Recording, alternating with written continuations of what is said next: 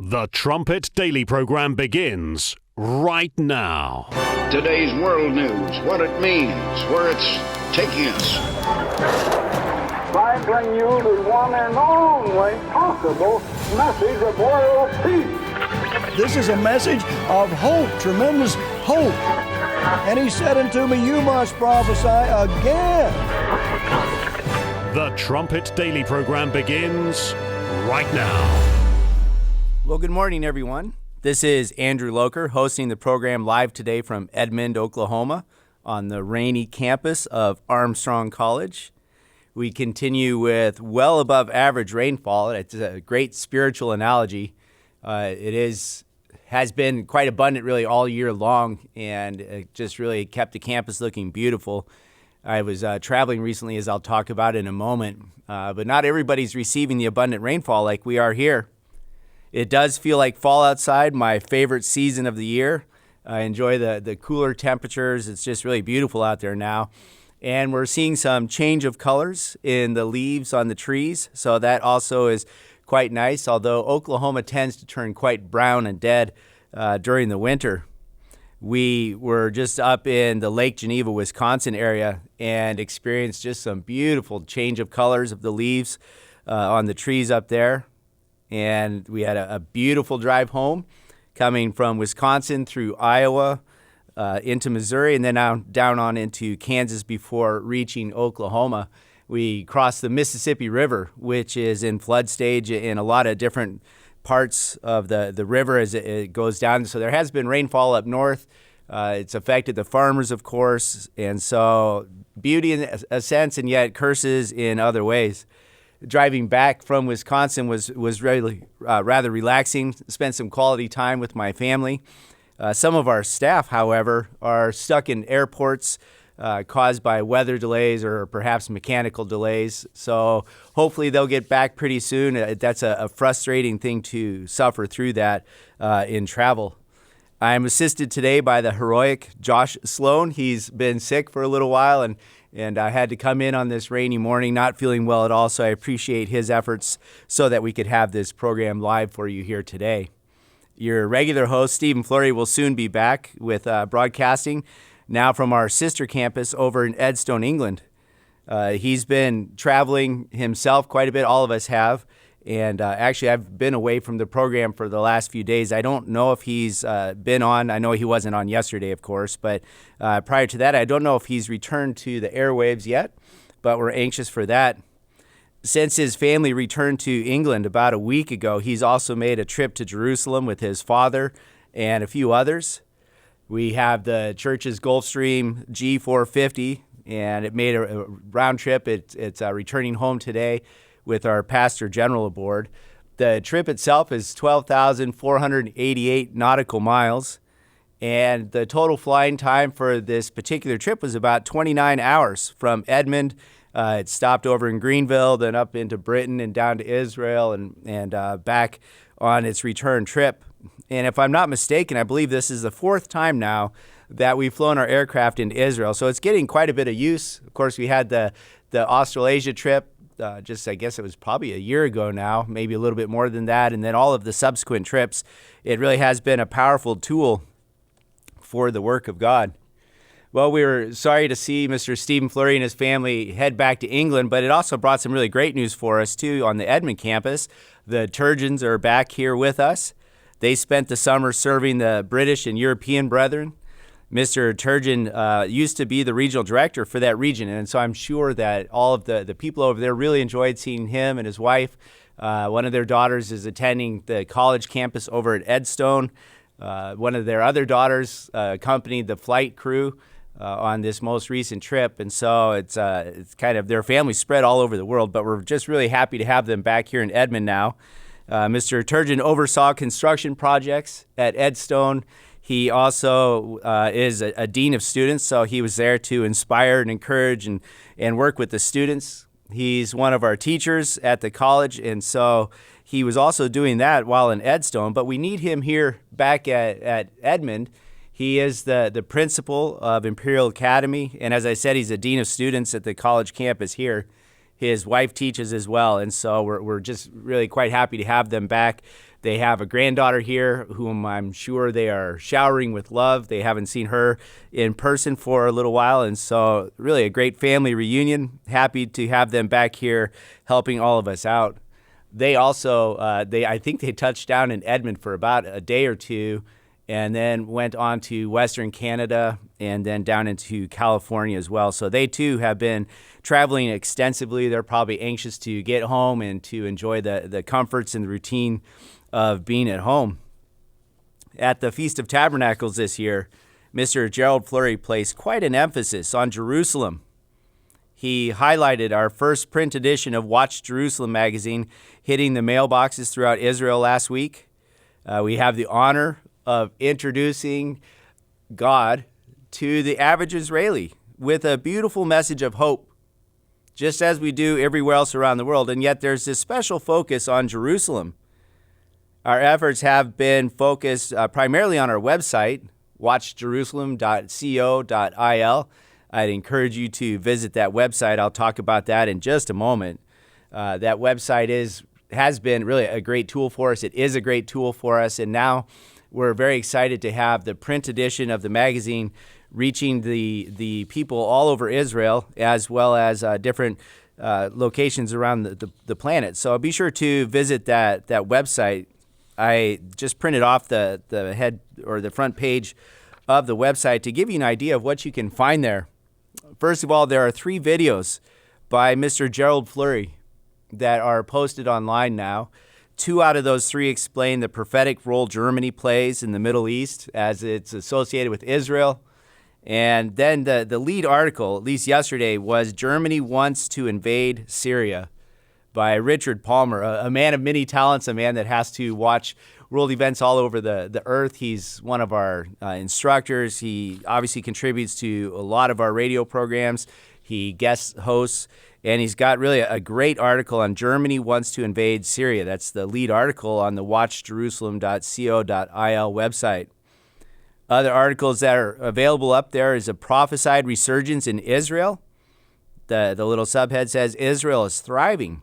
How long will the good times last, and what comes next? Of course, there's political unrest. There's a failure to create a coalition government. In many ways, their politics are in disarray, as well as Mr. Gantz and Mr. Netanyahu struggle for leadership and control of the nation's politics. It is a divided nation, just like you find in the other end-time nations of Israel. The website also has a personal introduction to the new Watch Jerusalem magazine from Mr. Gerald Fleury, and that's entitled Why Israel Needs This Magazine. Other articles include the vital importance of biblical archaeology. The article talks about how archaeologists are rejecting the Bible even as more and more evidence surfaces proving the Bible record true. Of course, there's many other articles. I thought I'd just tease you with a couple other really interesting articles that are available there. This is truth that longtime listeners are familiar with. And yet for somebody that's just coming across this website, I think it proved to be very interesting. There's 2 articles up here. One is entitled Ireland, the Lost Tribe of Dan, and the other one, France, the Lost Tribe of Reuben. And so quite an education. So many lost tribes, easy to identify if we use the Bible, our church literature, these articles, the United States and Britain in Prophecy. All of this really helps paint this picture and helps us understand where these nations are. And it's prophetically very significant. With a print edition now in circulation, we intend to take advantage of other means of promotion. Mr. Brad McDonald has been doing a lot of research into print advertising.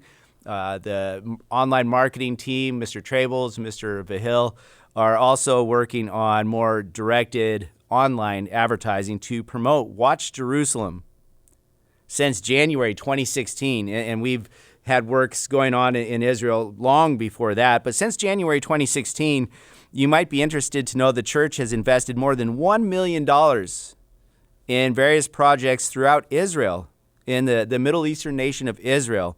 More than $1 million has been spent to promote this message of hope. During that same period of time, we have received about $430,000 in donations that are earmarked for expenses associated with Israel. We have hosted exhibits at Armstrong Auditorium here in Edmond, and we also live streamed those celebrations over to Jerusalem. We've had, I believe, more than 10,000 non-church visitors to these various exhibits. So we're already active in our work in that area, but the indication is that the intensity of our efforts is about to really accelerate. So that's very exciting developments for the work. It's exciting to have that print edition out there.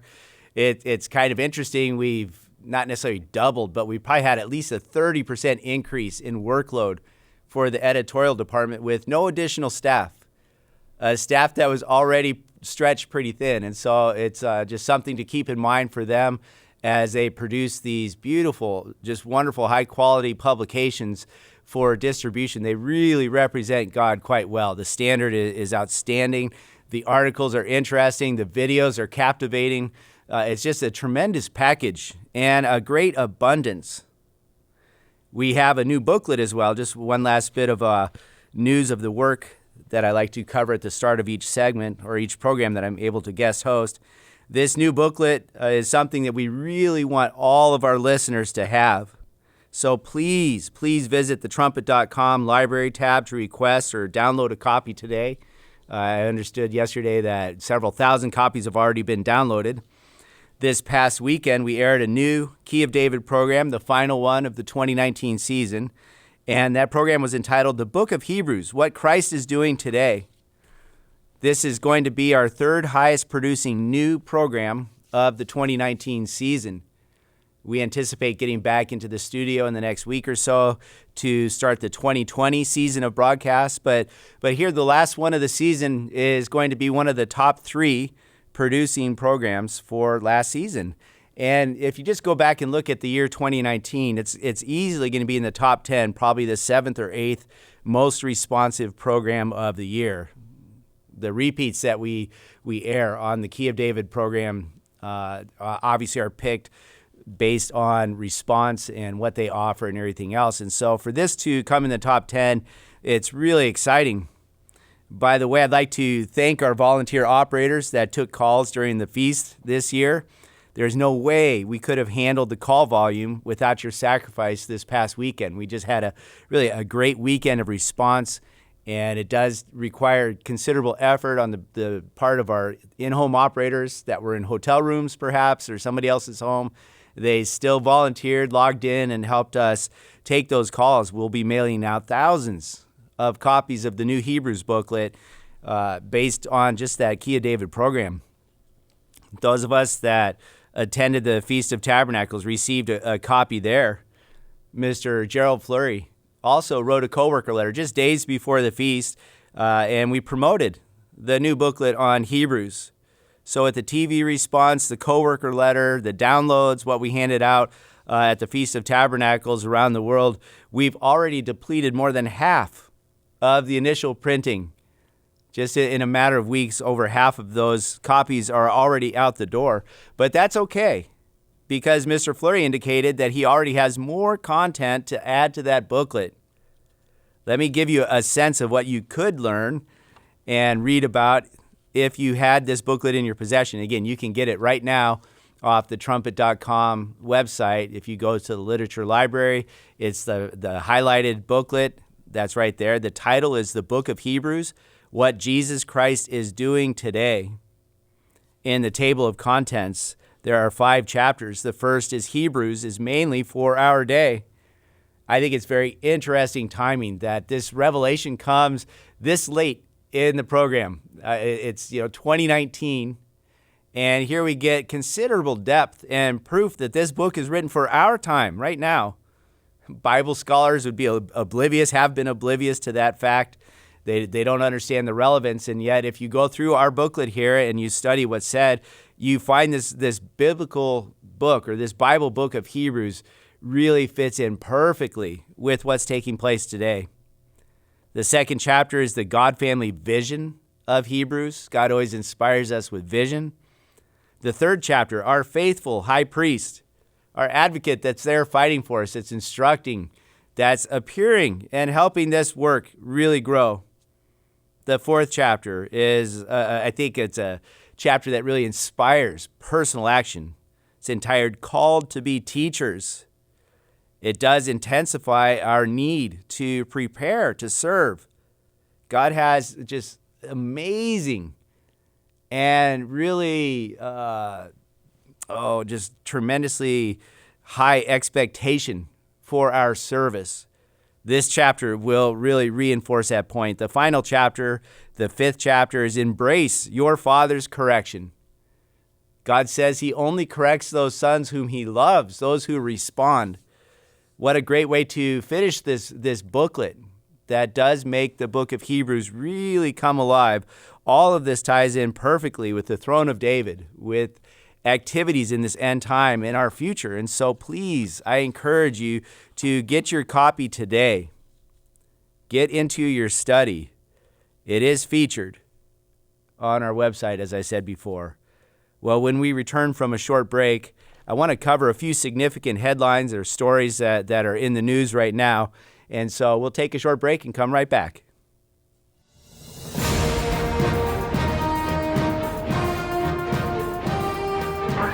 This is KPCG FM, and this is the Trumpet Daily. One may blind his eyes to existing facts and trends and say the world cannot get any worse than it already is.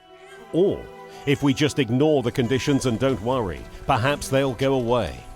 But these conditions and trends won't just go away, not unless they are caused to go away.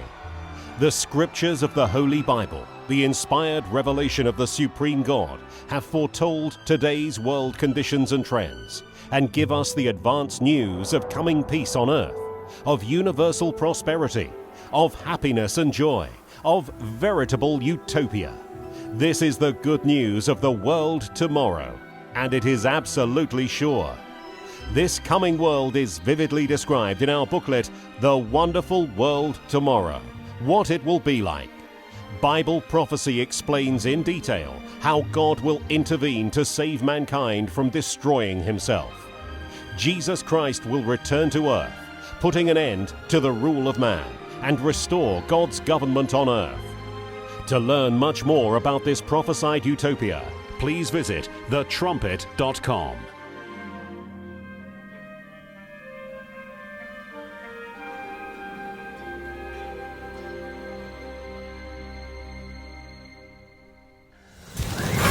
The Trumpet Daily. Well, thank you for sticking with us.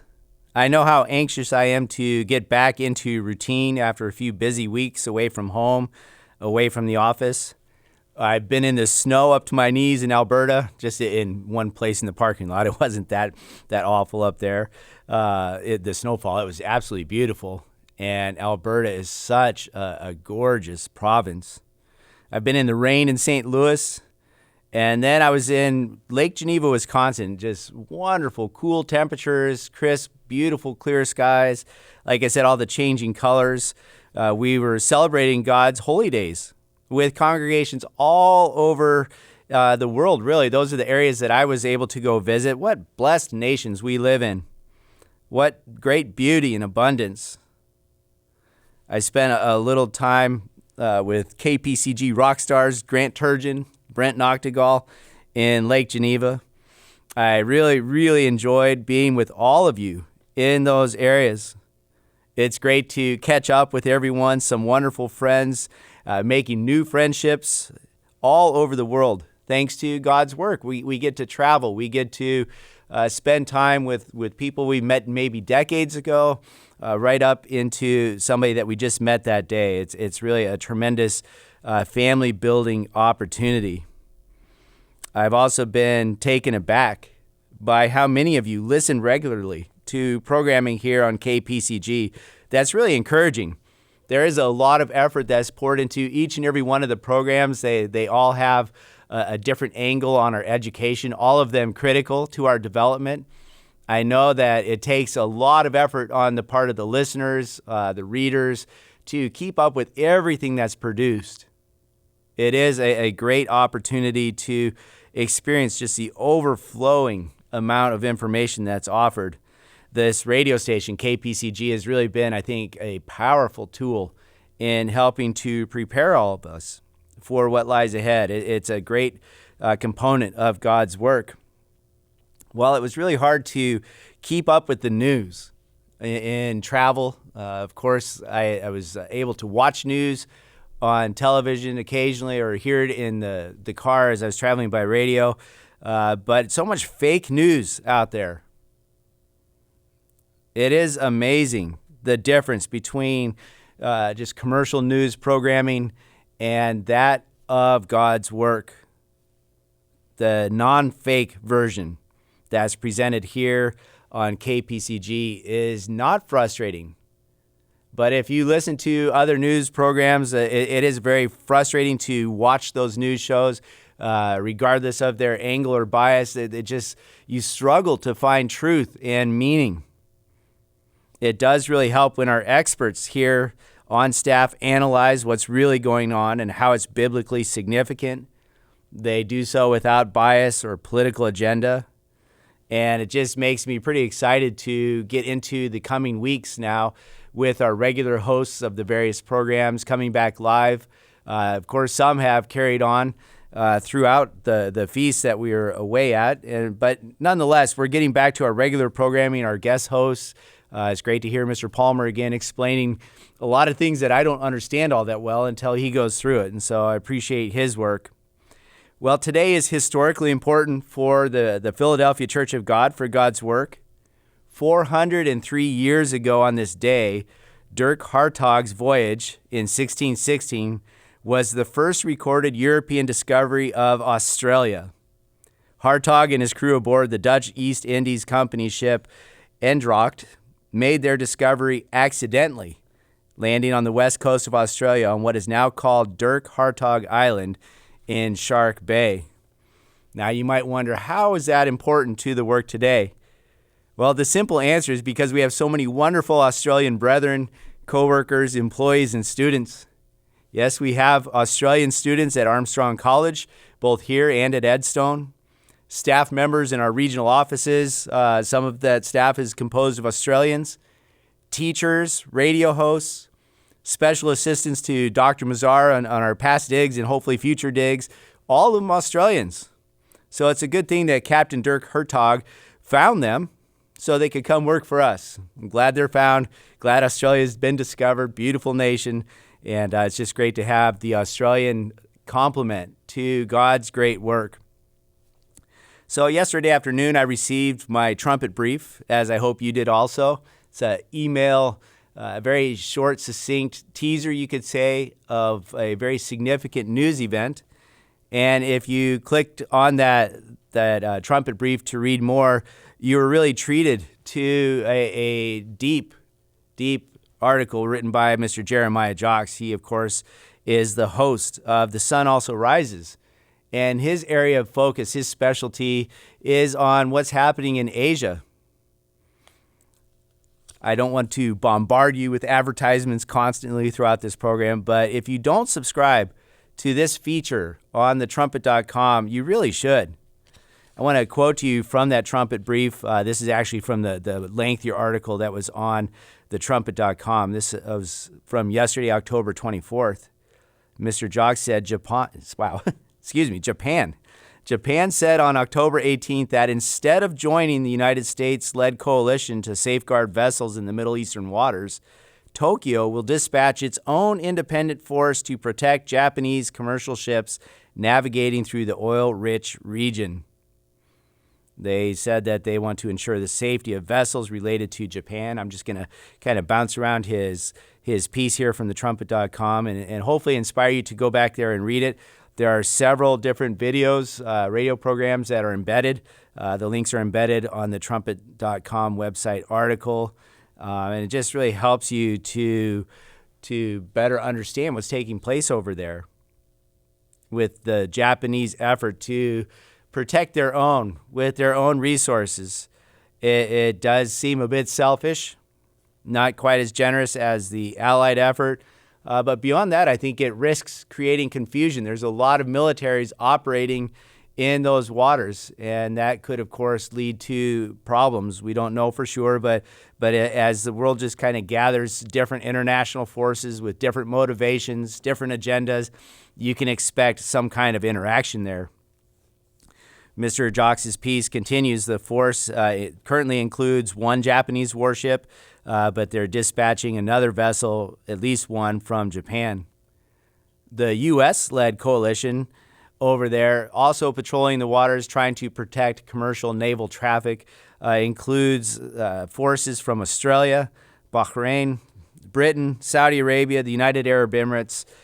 They've all committed soldiers, aircraft, and ships to the initiative.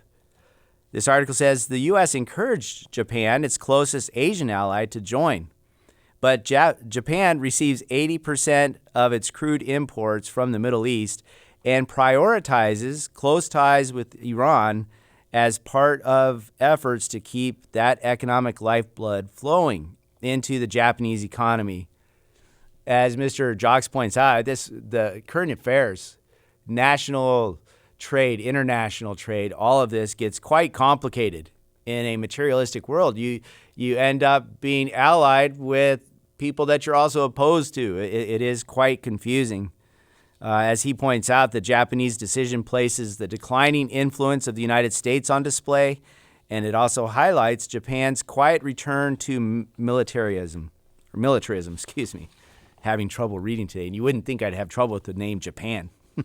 History from World War II, as Mr. Jocks points out, really reveals the Japanese mindset, their historical motivation. By the end of the Second World War, Japan had been fighting for some 14 years. So by the end of the war, more than a decade of fighting, more than 3 million Japanese were dead. And so they have paid a price for their ambitions, for their war fighting, just as other nations have. And yet that's quite a few people over a 14-year period of time. Mr. Jocks said that, but that was, the arrangement engendered an era of comparative peace and economic growth for the Japanese, but that was nearly 75 years ago. And during that time, Japan has taken numerous stealthy but significant steps to cast off its pacifism and its dependence on America. And so since the war, Japan has been working behind the scenes to distance itself from America, to take on that more self-reliant agenda. Since 2014, Mr. Jocks says, Japanese Prime Minister Shinzo Abe has steadily pushed limits on military spending and has commissioned the first Japanese Marine unit since World War II.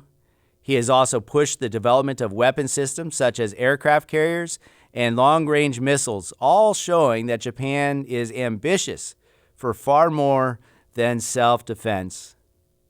There's an embedded video there about Japan stockpiling plutonium. The final quote that I have here is, Japan's march away from pacifism and back to militarism is also significant because it is laying the foundation for the fulfillment of some specific Bible prophecies. Where else do you find concise, easy to read, hard for me to pronounce, easy to read, and very understandable analysis? Only on thetrumpet.com, only here on KPCG, without bias, just the facts, and then connecting it to prophecy. We have such great resources at our disposal. The Middle East is also boiling thanks to Iran and its aggression. We address this on our watchjerusalem.co.il website. The King of the South is flexing, seemingly unaware of the whirlwind response that it's going to face. There is an ominous warning from Israel's top military chief of staff. I want to quote from the Jerusalem Post. This is an article from yesterday. They say the IDF chief, or the Israeli Defense Force chief, says all fronts are, quote, fragile and could deteriorate into war. Israel is currently dealing with multiple arenas and enemies at the same time, with the northern front, the most fragile, at risk of deteriorating into war. IDF Chief of Staff General Aviv Kochavi said. On both the northern and southern fronts, the situation is tense and fragile and could deteriorate into confrontation. Further down, it says Israel's top military officer said that the central strategic challenge of the state of Israel lies in the northern arena, where Iran continues to consolidate its forces in Syria with the Hezbollah on its precision missile project. And so the Israelis are aware of the activities of the Iranians. I think the whole world really is, of the boldness of Iran, even though sanctioned heavily and somewhat a pariah nation to most every other country in the world. They continue to operate, to consolidate, to prepare for war. This article says for years, Iran has been trying to establish a 1,200-kilometer length land bridge from Tehran to the Mediterranean, a major concern for Israel, which since 2013 has been carrying out a war between wars, campaigns aimed to prevent Iran from reaching its goal. So as their influence expands covertly, sometimes overtly, it is a real threat to the state of Israel, to the stability in the region, to the stability in the world. Japan's economy gets 80% of their energy resources out of that area. Japan has a significant economy. If that supply of energy is interrupted, the Japanese have to fight to get it back. But it's not just the Japanese. It's the Russians, the Americans, the Europeans, the whole region there. Israel stuck right in the middle. This article continues, Israeli officials have warned that Iran is also attempting to entrench itself in Iraq. And that's, of course, where you find U.S. troop buildup starting again. And then this chief of staff said, for many years, Hezbollah has taken the state of Lebanon hostage and established their army there. And so, again, he's just identifying the threats facing the nation. That this is a multi-year plan that he was talking about. And then he says that to prevent the consolidation by Iran, we are carrying out many operations that nobody knows anything about. And he said they're carried out by the IDF and the Mossad. And so typical to Israeli tradition, they're out there fighting for their own protection, as you'd expect. And there is a lot going on. War is on the horizon, and there is political unrest all over the world. I found this piece yesterday that I need to study into more. This is from Victor Davis Hanson, and it's a piece that appeared on FoxNews.com's website yesterday. The title of the article is U.S. Fears Nuclear Nightmare with Unreliable Ally, a scary, quote, Dr. Strangelove scenario. He says there are about 5,000 members of the U.S. military, mostly airmen, stationed at the huge, strategically located airbase in Incirlik, Turkey, northwest of the Syrian border. So we have this base in Turkey, which we've talked about at length in our materials. The American forces at Incirlik are also the custodians of about 50 B-61 nuclear bombs. Now, those bombs, they have scalable yield rates. In other words, you can turn up the power of these nuclear weapons or turn them down at their maximum yield. Each of them is 10 times more powerful than the bombs dropped on Hiroshima and Nagasaki.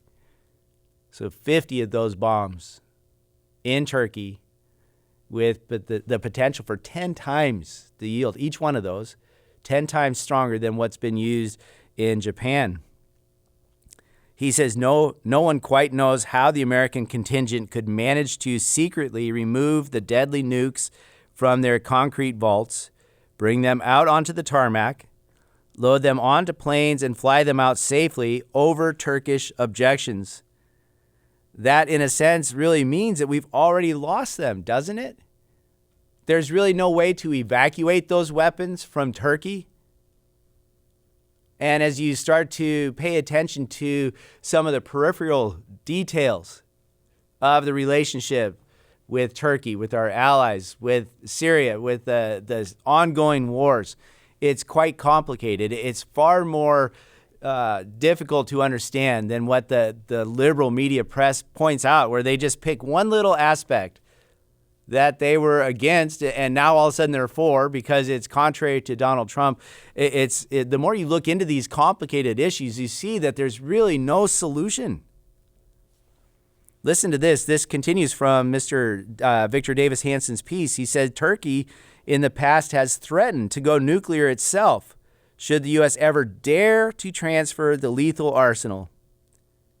They cite some examples here. In 1974, Turkey shut down all U.S. operations at Incirlik. American forces were expelled for 3 years until Washington caved and resumed arms supplies.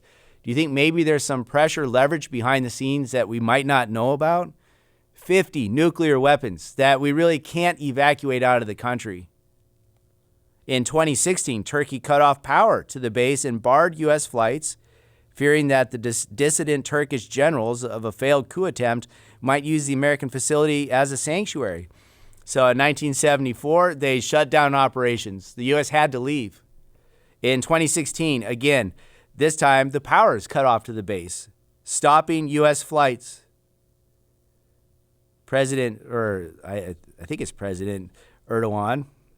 Anyway, Erdogan, the leader of Turkey, has become NATO's only non-democratic nation. It is also NATO's only Muslim majority member. And this article points out that he feels no allegiance to Western-style democracy. Turkey opposes, if not detests, almost every American ally in the region and befriends almost every U.S. enemy. So this is our ally that essentially is holding hostage our nuclear weapons. Well, they don't like any of our friends, and they love all of our enemies. He says Turkey has frightened and alienated most NATO allies. Germany has pulled its small forces out of the country. Recently, Turkish forces accidentally shelled a U.S. Special Forces peacekeeping outpost on the Turkish-Syrian border. Now, Stephen Fleury, drew attention to the sale of our advanced fighter, the F-35, to Turkey. At the same time, the Turks also bought Russian S-400 anti-aircraft missiles, perhaps the most advanced anti-aircraft missile system that the Russians market. And the problem is, as he points out, if they have our advanced fighters and the missile systems, as he says, it's conceivable that on-site Russian technicians could build into the S-400 systems ways to down the F-35, right? They make our weapons less lethal. Turkey is quite a conundrum for the world to deal with. This piece concludes, not since the U.S. came to the aid of Joseph Stalin's Soviet Union in World War II has America so disliked and so feared a valuable but utterly unstable ally. Really a great piece by Mr. Hanson there, Victor Davis Hanson. Something to think about.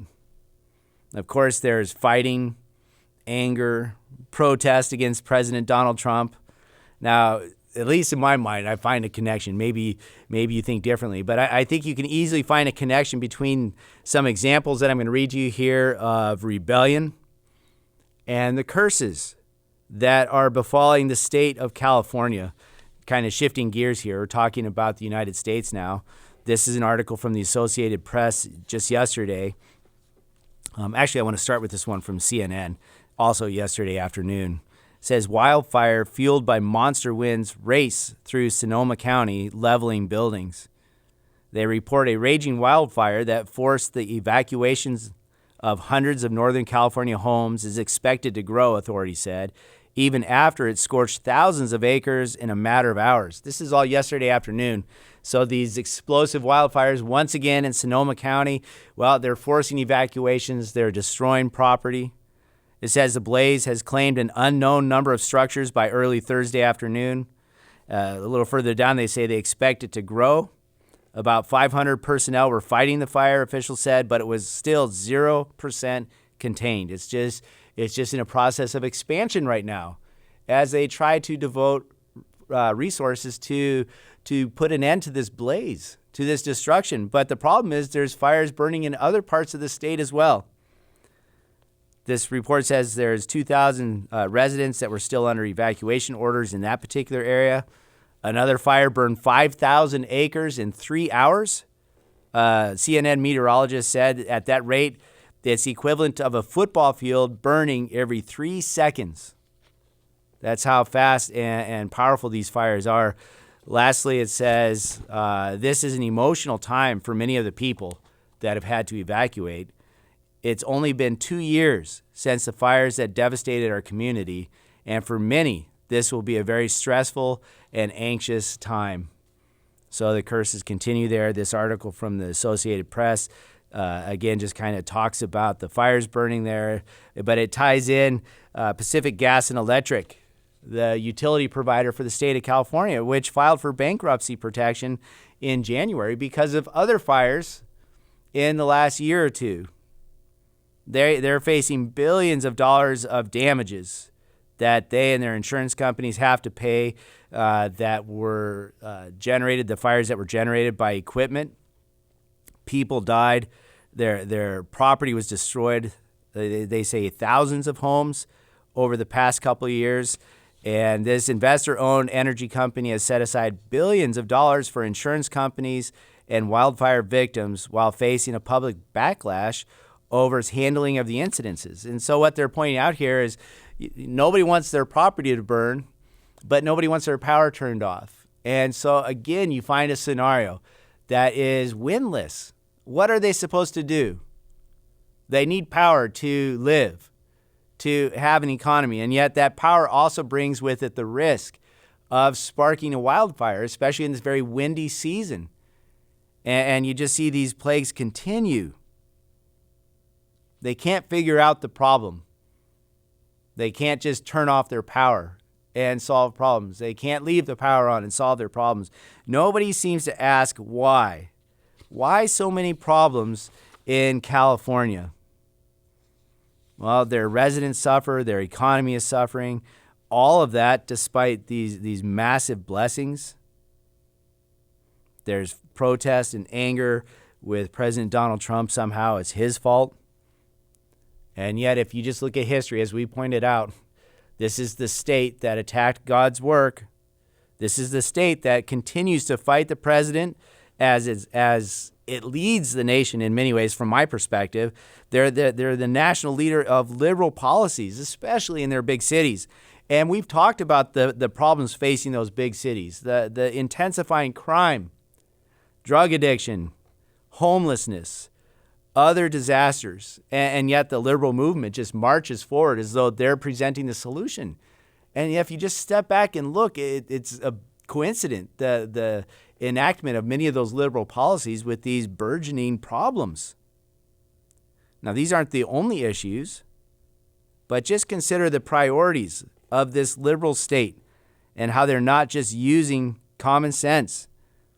They just want a political argument. They want to rebel, and they're suffering as a result. There's so many radical ideas, so many prognostications from what are assumed to be reputable scientists. But what has been the outcome of their prognostications? This is an article from Breitbart from September 2019, September 22nd.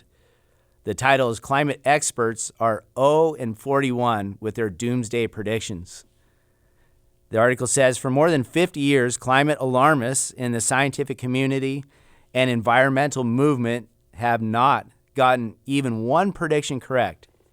But they do have a perfect record of getting 41 predictions wrong. It says these so-called experts have predicted some terrible environmental catastrophes, which they claimed were imminent, and yet they never happened. Why would any sane person listen to someone with an 0-41 record, the article asks.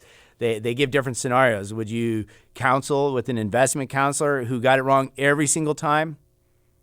Would you be willing to completely restructure your economy and sacrifice personal freedom so the experts who are 0-41 would have their way? I mean, it really is laughable, as they say. He lists the doomsday predictions the climate alarmists have gotten wrong. I'll just read a couple of these to you. I know mankind is doing the best he can, but I think if you step back and look at these alarmist predictions that echo what we hear today, every day, whether it come out of the mouth of a 16-year-old, a freshman politician, a liberal media expert, you hear the same things today. And yet, if you just look back over the last couple of decades at all the failed prophecies if you want to call them that, or they're cause for alarm.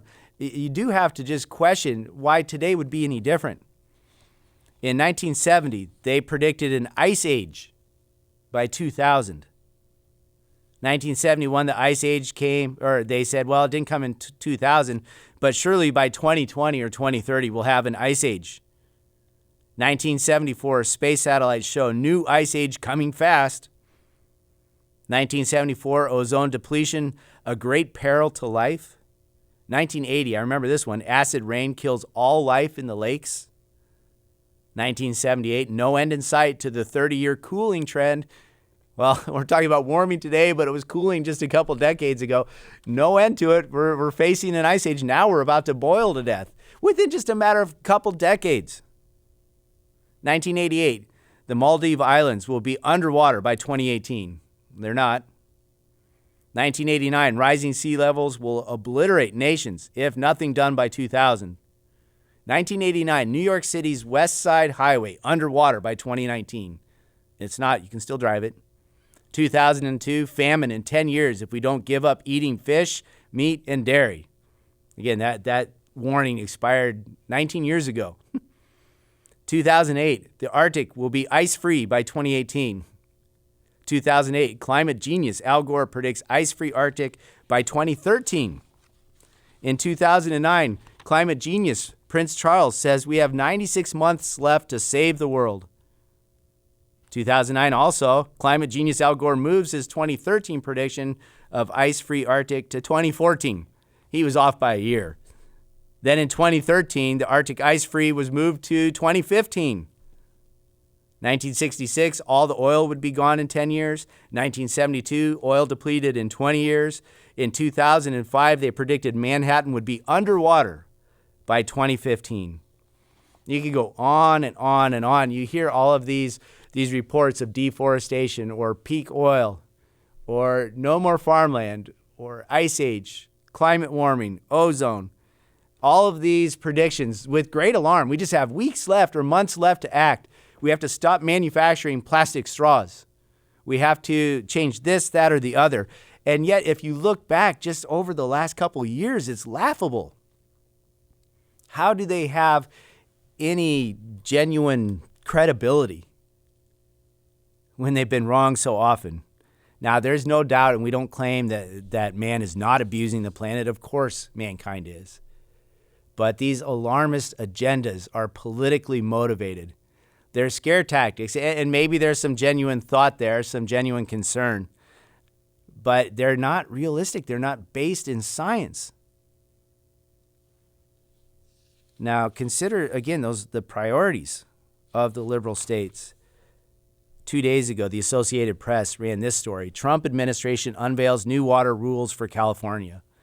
Says the Trump administration on Tuesday unveiled new rules to govern California's scarce water, committing to send more to farmers in the Central Valley, despite warnings from environmental groups that it would imperil endangered species in the fragile San Joaquin Delta.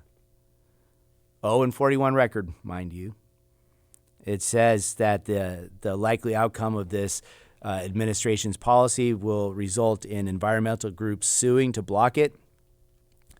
This senior attorney for the National Resource Defense Council said, I think this biological option is the end result of the Trump administration's junk science and political interference. What about their junk science and their political interference, their legal interference? This says the plan, President Trump's plan, would give water agencies more flexibility on how much water they can pump out of the state's rivers. When it's raining a lot, agencies can pump more. When it's dry, less would be pumped. Seems pretty logical, but that logic offends the radical agenda. Also, the government said it would monitor the location of endangered fish species, including the Delta smelt. If the fish are close to the pumps, the agencies would pump less to avoid sucking the fish in and killing them. But of course, it's not enough. And so lawsuits are on the horizon. Another article here from the Associated Press. Trump seeks to block California as global climate leader. This is from October 23rd. It says the Trump administration on Wednesday moved to topple California as a leading voice against climate change, charging in a federal lawsuit that the state exceeded its constitutional authority by joining with the Canadian province in a program to cut climate-damaging fossil fuel emissions. And so what we're finding here is this debate, whether the provinces are under national control or the states are under the authority of the federal government, or if they can act on their own. And so, of course, more lawsuits. It brings up constitutional questions. Does the president bind the nation, or is it up to the state? Who rules? It's anarchy. The complaint that was filed in the California federal court names the governor of California and others. It alleges California usurped federal power to conduct foreign policy and make international accords when it signed an ongoing agreement with Quebec to limit emissions through a so-called cap-and-trade program. And a little further down, this is such a biased piece on the Associated Press's website, but they say Trump mocks the science of climate change. And why shouldn't he? They mock him. His ideas aren't probably any more right than theirs, but they certainly have a terrible record. So why not question their junk science? President Trump is trying to revive the energy industry, and of course, he pulled out of the Paris Climate Accords as they draw attention to. Just really upset about that still. But here's a quote from Stanford Law School, a professor there, that doesn't agree with the Trump agenda. However, she says the gist of this complaint is that California's conduct interferes with the idea that the nation speaks with a single voice on the climate, or on climate. In this case, by pulling out of the Paris Accords. Unlike some administration legal arguments, this one has some merit, regardless of what you think of global warming. That was from a different professor from the South Texas College of Law. And so you find a nation divided. You find a nation that's at war, that can't speak with one voice. Now, there are many news stories. Again, I'm looking forward to the analysis that will be coming in the next few days about some of the bigger issues on impeachment, on government coalitions, on Brexit, on the rise of the King of the South, the congealing, you could say, of the King of the North. Very interesting times. I was going to take another break. We really don't have time to do that. But I thought I'd wrap up by just encouraging those of you that listen who are not attending services with the PCG yet. We appreciate you listening. We really have been excited about all of you that have been able to come to the public appearance campaigns. And we hope that you're counseling to attend, that you're stirred to move on with this. But for those of you who have not yet taken that step, please let me encourage you to actively work on that soon. I was reviewing our latest edition of the Royal Vision magazine, the September-October 2019 issue. And again, please forgive all of the advertisements, but if you don't have a copy or a subscription to the Royal Vision, again, I encourage you to request that subscription. You can go online to do it. You can call our toll-free numbers to make the request. Our phone numbers, our contact information is printed on all of our literature. Everything is offered to you with no cost to you at all. Everything we offer, free of charge. This last issue of Royal Vision had an article entitled, quote, "I am not yet a church member. How should I observe God's fall festivals?" It's just a short piece, and it caught my attention as I was just reviewing the magazine yesterday, that there are so many strong spiritual articles within Royal Vision, focused on Christian living, on prophecy. And again, if you ask for it, we'll send it to you. And this particular article stood out to me because the instruction it gave was fantastic on how to keep God's holy days at home. Home because you're not yet a member. But I was thinking, well, why not become a member? Why not take that step of faith to attend a campaign, to call a minister and request a visit, and really commit yourself to God's program? Yes, you can honor God's command to a certain extent by keeping the holy days on your own, but that's not enough. When you study the commands to keep those days, you see that we are told to assemble together. We do that wherever possible, and that requires attendance. But that attendance comes with a super uplifting interaction with others that think the same way that you're thinking, other like-minded people. We just enjoyed a Feast of Tabernacles experience with thousands of others around the world. I think we had 20, 25 different sites. I think it was closer to 20 different sites around the world. A neat travel opportunity. But beyond that, we had family activities, entertainment. There is so much happiness. There is spiritual instruction. Really, you just have to be part of this. Don't let anything hold you back. So I would encourage you to, most importantly, request the new Hebrews booklet. I would encourage you to continue to listen, to enroll in the Bible correspondence program, to really set some goals for the coming months, to educate yourself, to renew your prayer life, to invigorate your study life, to really commit yourself to these programs that we offer you. We're just really excited to share this message, this hope. And again, there's no cost to you whatsoever. There's no financial gain on our end. There's no ambition that way. We just really want to promote this message of hope. So thank you for listening today. We know that you're very busy, but we also know how important the programming is here on this station. And so please continue to commit yourself to it.